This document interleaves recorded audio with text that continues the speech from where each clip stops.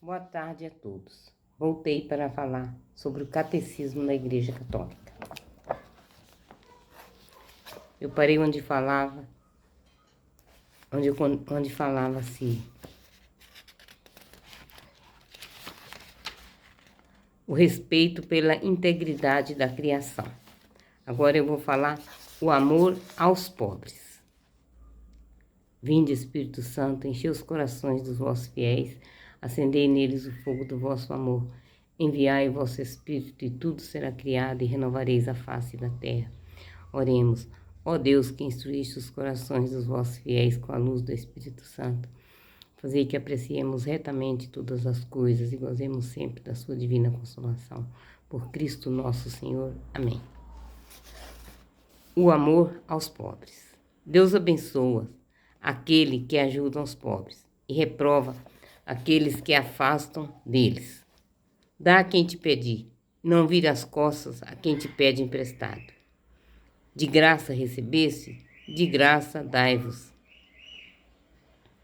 Jesus Cristo reconhecerá seus eleitos pelo que tiveram feito pelos pobres. Temos o sinal da presença de Cristo quando, aos pobres, se anuncia a boa nova. O amor da Igreja pelos pobres faz parte de sua constante tradição. Inspira-se no Evangelho das Bem-aventuranças, na pobreza de Jesus e em sua atenção aos pobres. O amor aos pobres é também um dos motivos do dever de trabalhar, para se ter o que partilhar com quem tiver necessidade. Não se estende apenas à pobreza material, mas também às numerosas formas de pobreza cultural e religiosa. O amor aos pobres é incompatível com o amor imoderado pelas riquezas ou o uso egoísta delas. E agora, vós, os ricos, chorais e gemei por causa das desgraças que estão para cair sobre vós. Vossa riqueza está apodrecendo e vossas roupas estão carconizadas pelas traças. Vosso ouro e vossa prata estão enferrujados, e a ferrugem deles vão depor contra vós, e devorar vossas carnes como fogo. Nesses dias, que são os últimos, amontoastes tesouros. Olhais o salário dos trabalhadores que ceifaram os vossos campos, e que vós deixastes de pagar. Está gritando. O clamor dos trabalhadores chegou aos ouvidos do Senhor Todo-Poderoso. Viveste luxuosamente na terra, entregues à boa vida, engordando a vós mesmo no dia da matança. Condenaste o justo e o assassinastes. Ele não vos resistiu. São João Crisóstomo lembra esta verdade em termos vigorosos. Não deixar os pobres participar dos próprios bens é roubá-los e tirar-lhes a vida. Nós nos detemos nossos bens, mas os deles.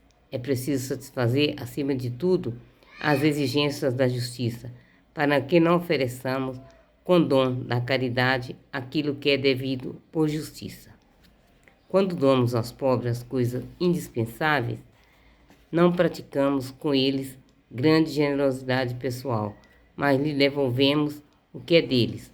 Cumprimos um dever de justiça e não tanto um ato de caridade. As obras de misericórdia são as ações caritativas pelas quais socorremos o próximo em suas necessidades corporais e espirituais.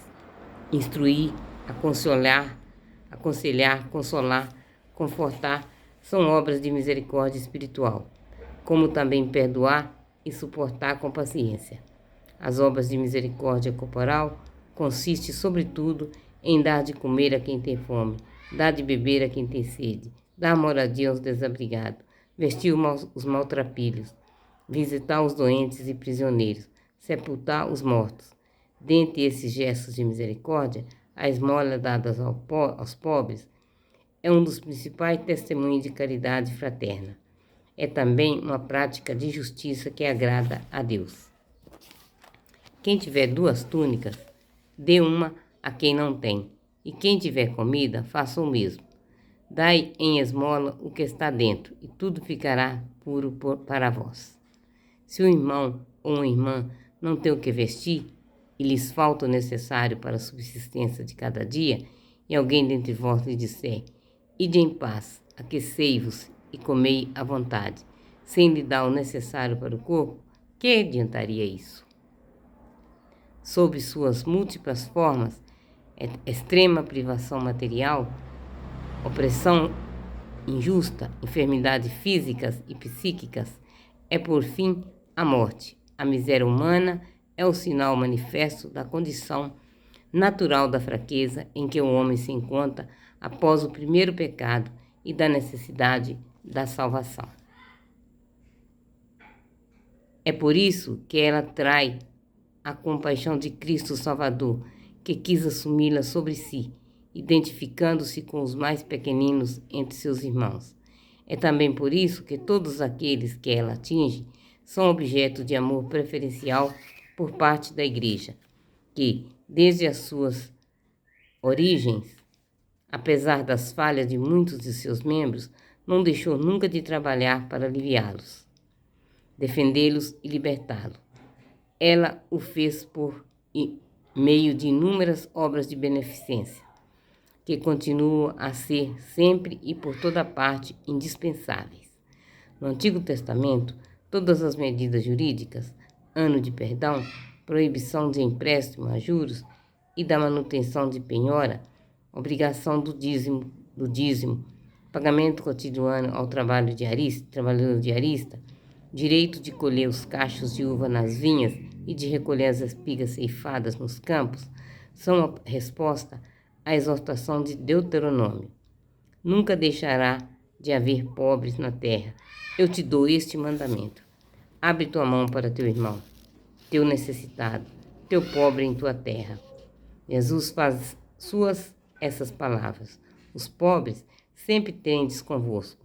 A mim, no entanto, nem sempre tereis. Dessa forma, ele não deixa enfraquecer a veemência dos oráculos antigos quanto aquele que comprar o fraco por dinheiro, o indulgente por um par de sandálias.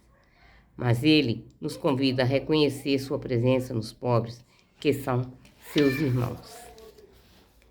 No dia em que sua mãe a repreender por manter em sua casa pobres e doentes, Santa Rosa de Lima lhe replicou.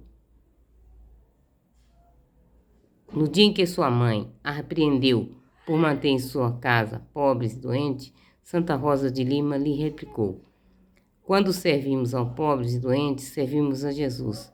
Nós não devemos cansar de ajudar o próximo, porque neles é a Jesus que servimos. Vou resumir. Não furtará os ladrões, os gananciosos, ninguém desses terá parte do reino de Deus.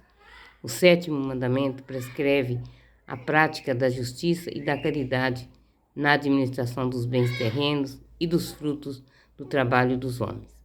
Os bens da criação são destinados a todo o gênero humano. O direito à propriedade privada não anula a destinação universal dos bens. O 7º mandamento proíbe o roubo. O roubo é a usurpação de um bem de outrem, quanto à vontade razoável do proprietário. Toda forma de apropriação e uso injusto dos bens de outrem é contrária ao 7º mandamento. A injustiça cometida exige a reparação. A justiça comutativa exige a restituição do bem roubado. A lei moral proíbe os atos que, visando os fins mercantis ou totalitários, conduzem à servidão dos seres humanos, à sua compra, venda ou troca como mercadoria. O domínio concedido pelo Criador sobre os recursos materiais, vegetais e animais do universo não pode ser separado do respeito às obrigações morais, inclusive para com as gerações futuras. Os animais são confiados à administração do homem, que lhe deve benevolência. Podem servir para a justa satisfação das necessidades do homem. A Igreja emite juízo em matéria econômica e social quando os direitos fundamentais da pessoa ou a salvação das almas, exigem, preocupa-se com o bem comum temporal dos homens em razão de sua ordenação do sumo bem, no nosso fim último. O próprio homem é o autor, o centro e o fim de toda a vida econômica e social. O ponto decisivo da questão social é que os bens criados por Deus para todos cheguem de fato a todos, conforme a justiça e com a ajuda da caridade.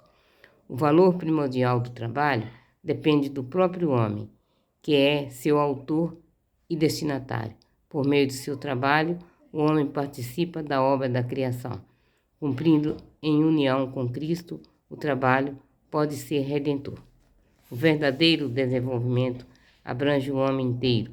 O que importa é fazer crescer a capacidade de cada pessoa de responder à sua vocação. Portanto, ao chamamento de Deus,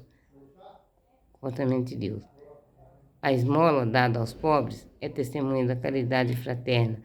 É também uma prática de justiça que agrada a Deus. Na multidão dos seres humanos, sem pão, sem teto, sem terra, como não reconhecer Lázaro, mendigo faminto da parábola? Como não ouvir Jesus que diz: foi a mim que o deixastes de fazer. Glória a vós, Senhor. Amém. Pai nosso que estais no céu, santificado seja o vosso nome. Venha a nós o vosso reino, seja feita a vossa vontade, assim na terra como no céu. O pão nosso de cada dia nos dai hoje. Perdoai as nossas ofensas, assim como nós perdoamos a quem nos tem ofendido. E não nos deixeis cair em tentação, mas livrai-nos do mal. Amém. A minha mãe, tô preparando a minha mãe para ela ir visitar outra casa, né, mãe? Vai visitar outra casa, deixar lá a mesma paz que deixasse aqui na minha casa, minha mãe querida. Abençoe a todos os moradores da casa que vai visitar agora à tarde. Vai passar a noite e amanhã o dia. Que Deus abençoe a todos que receberem a mãe. Ave Maria, cheia de graça, o Senhor é convosco. Bendita sois vós entre as mulheres e bendito é o fruto do vosso ventre, Jesus. Santa Maria, Mãe de Deus, rogai por nós pecadores, agora e na hora de nossa morte. Amém.